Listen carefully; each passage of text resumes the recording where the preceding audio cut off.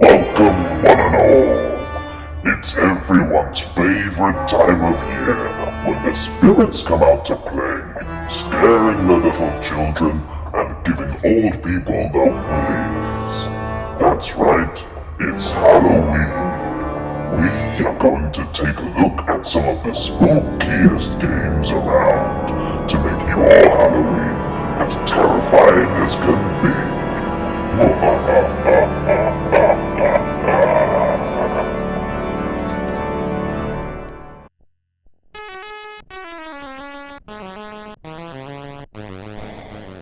Frankenstein Jr. for the Commodore 64 is an adventure game where you play as, funnily enough, Frankenstein Jr. on your quest to fix up old Daddy Frankenstein, or should I say Frankenstein's monster, before his body gets too decrepit and falls apart. A noble quest, I'm sure you'll agree. This all takes place in what is presumably Frankenstein's castle, and you must explore the castle, collecting all the items that you need to get body parts and lotions in order to fix up old Papa Frank. As you can probably guess, the castle is a giant maze, with lots of winding pathways that are very easy to get lost in. Couple this with the countless ghosts and skeletons bent on stopping you at all costs, and you have a pretty big challenge ahead of you.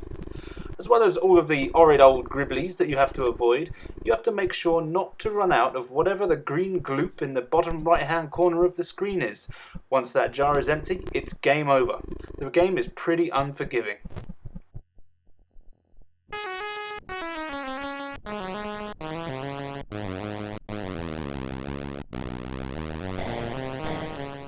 The graphics in the game are, again for the time, pretty appealing, with big sprites and great characters. The animation, however, is almost non-existent, but that sort of adds to the charm of the game. And as with most Commodore 64 games, there's only a small bit of familiar music at the title screen, and the rest of the game is just sound effects. Pretty minimal ones at that. The game itself is pretty enjoyable, and provided you have a half-decent memory, can be beaten fairly easily. I, however, do not possess such a memory, so for me, I can't get very far. Plus, the fact that those bastard ghosts can pin you against a wall, rendering you helpless, makes it even harder.